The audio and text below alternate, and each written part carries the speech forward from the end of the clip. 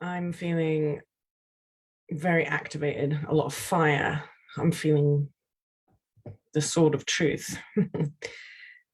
And it's because of this. I've been having these conversations a lot in the last year around, the healing professions, wellness industries, and money. I've lost friends because of this conversation. I found the other day that someone else has deleted me that I used to hold very dear to my heart. People that I've lost touch with, they're not like friends, but they are people I've loved. And I thought, they're just in my life forever. But because I talk about money and because I do, I teach a spiritual healing modality, I teach, I'm doing healing work. Apparently that's not acceptable. And I'm here to change that conversation, and I'll keep talking about it. And, it feels like truth. It is truth to me that we need to raise and elevate the bar for all of us in the healing professions, but also the people that use the healing profession, that access the healing arts also need to be in this. It's a conversation, isn't it, between the wellness industries and the clients. It's a conversation of mutual win-win situation. People are getting a service, people are paid for it, people can survive, and it keeps rolling. But if everyone is in a collective agreement, unconscious, conscious, collective agreement around what is acceptable and what is not, then things are, it's difficult to raise the bar. Because certain, this is not acceptable, and this is certainly not acceptable, but this is acceptable. So there is unconscious agreement that's going on. So what I want to talk about is this, so almost like we've all been duped and we've all been hypnotized over centuries, hundreds of years, around the haves and the have-nots. So down here is a class of people that are willing to be paid a few shillings to do like a week's work with absolutely no rights and not very good, no quality of life.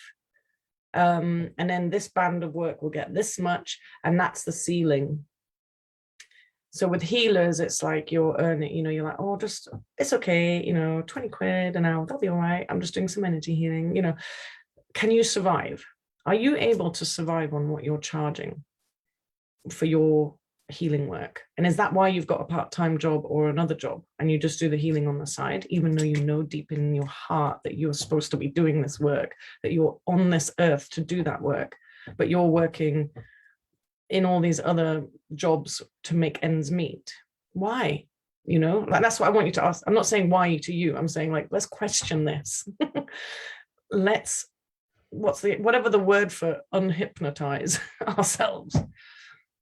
Because I saw, okay, this is where, take a deep breath, Sarah. Yesterday, I read someone, I don't know who it is, someone wrote, oh God, it feels edgy talking about it. Okay, so someone wrote, if you're a spiritual entrepreneur and you're earning money, then, and if you're not pumping that money back into creating a new system and questioning systems of oppression, then you're part of the problem. And I was like, no, that just feels so wrong. And it's this weird thing where when you're down here, let's say you're down here and you finally earn a bit more, you finally are able to, I don't know, pay off your debt, pay your taxes, and maybe save a little bit of a pension or something, like you're here, and then people down here are going, you should be fixing this bigger systems of oppression. How can you turn it and blame them here for the systems of oppression that have been going on, hypnotizing all of us for thousands of years? Like, it's not okay to turn around and blame your brothers and sisters that are in the same system of you to start fixing the problem. We all have to fix the problem, but it's no one's business how you're going to spend the little bit of money extra you made because you finally sorted your business structure out and you're able to maybe do more healing work with more people. It's not this guy's fault. So people get very angry when you start making money. And that's because they're down here in the money story land, of maybe, working till the bone until you're 68 and then having a few years off before you pop your clogs. It's not okay. The system is not okay. Whereas there's this 1%, they say the 1% or maybe the 5% that own everything, that have all the money, all the wealth systems. They're the ones perpetuating a system where we, the majority, don't know how to work the system. So there is something happening where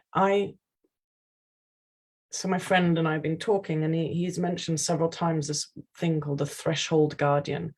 And I often feel alone, not lonely, but alone in what I do, like walking into the wilderness and the blizzard of what's next. We don't know what's next.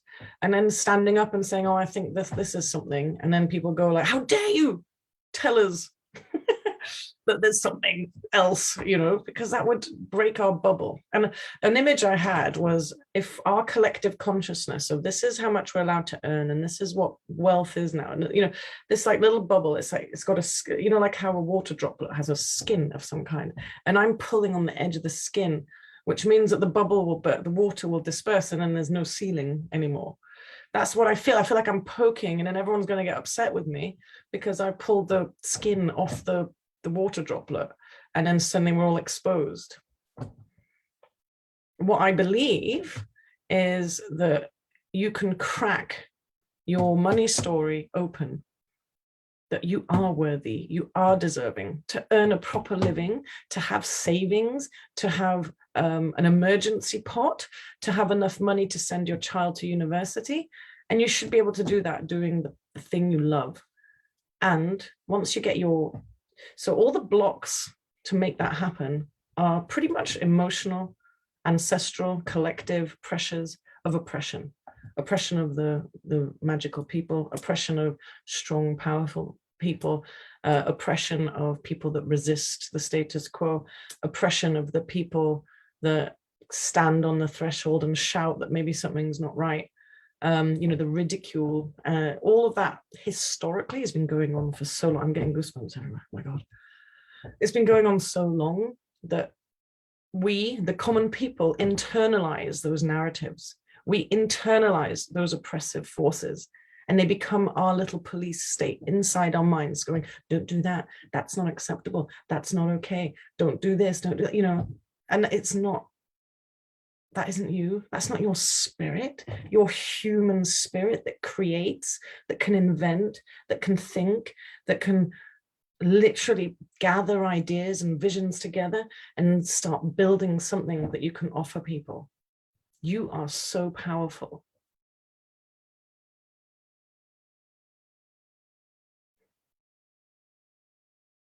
Sorry, I'm getting emotional.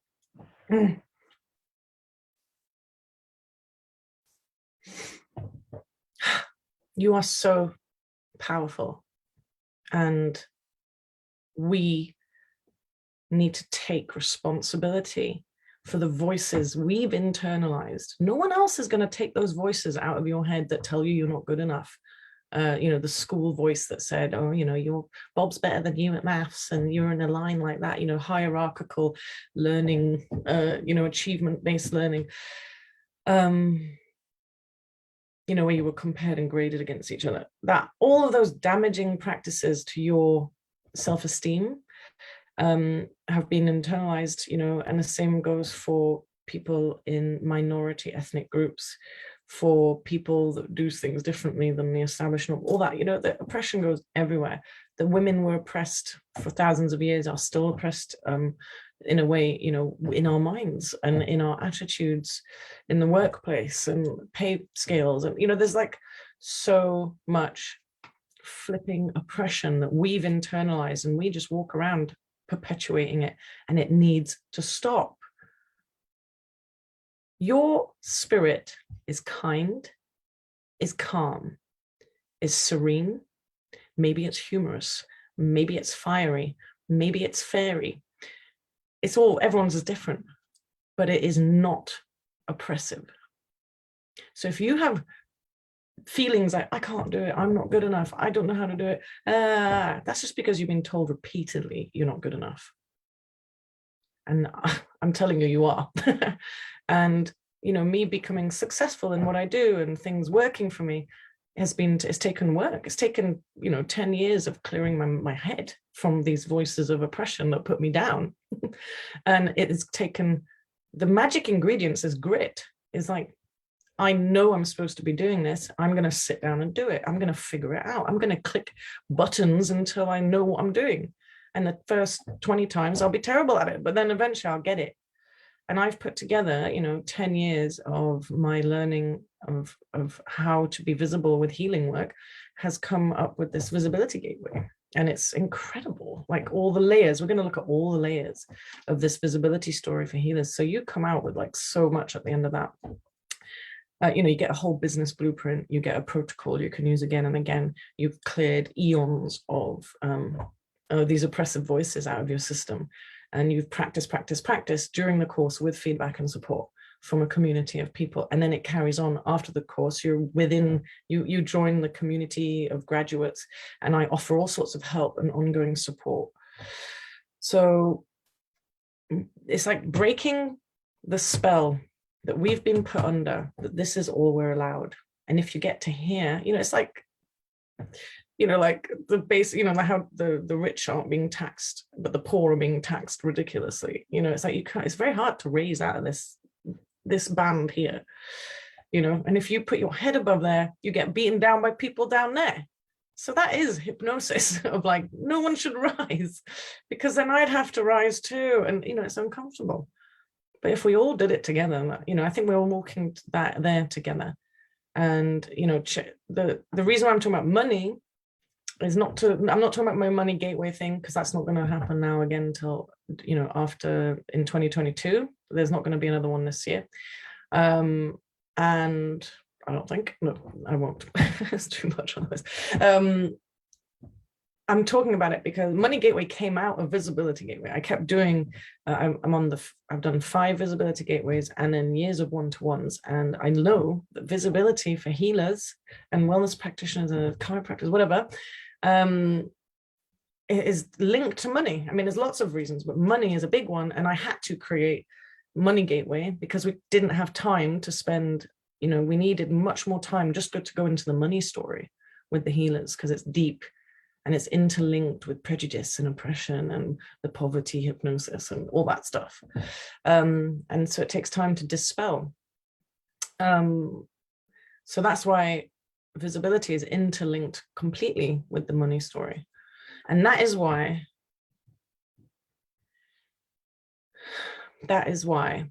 I really want to talk about, and I don't know if I should carry on right now. Talk about this. Well, basically how important the art of powerful communication is. And I think that's what my free masterclass workshop is going to be very soon, is going to be all about the art of powerful communication. Because if you know your stuff back to front, you are mastering your craft, and you can talk about knowledgeably with certainty and building credibility and trust about what it is you're doing, because you know it really deeply, and you're able to tell a story, weave a journey that explains that you know what those people are going through. You build intimacy and rapport with your audience, who then go, she knows what she's talking about. I would like to know more. She seems to be doing it. You know, she looks the part. I'd like to understand how she got there. That's what your powerful communication is about. And it is visual, and it is verbal, and it is storytelling. So yeah, I think that is a really important key, the money piece and the communication piece. And there's many other pieces, but that's why we're here today. Yeah, and I just think that the dream I'm holding so strongly, powerfully, tightly, that I'm not letting go of, is that the wellness practitioners, healers of today deserve to be fed, watered, looked after, safe, secure.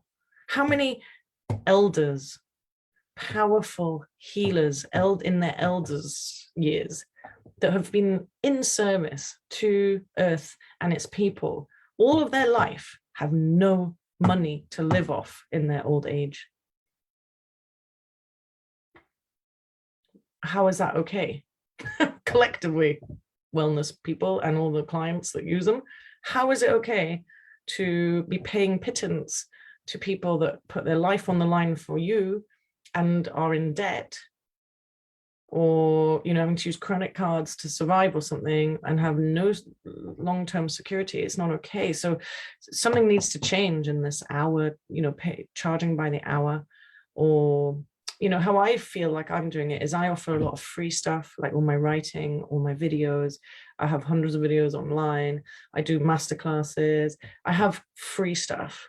And then I charge, this much to do group kinesiology, which means people are paying a lot less for my time, but I'm being paid appropriately. And then I have my online courses, which are, mega quality and love and time spent with you, which costs a bit more. And then my one-to-ones are more. So there's a gradient of, I can only serve so many people. I don't even like that word, serving, contribute. I can only contribute so much to so many people a year, but I can reach a lot more in the, like my freer stuff, for example. So there's like a gradient, and then designing your work so it fits your lifestyle, your needs, but also starts taking into consideration the future. And, I'm doing this passive income thing and it's going incredibly well. I've only done one post about it.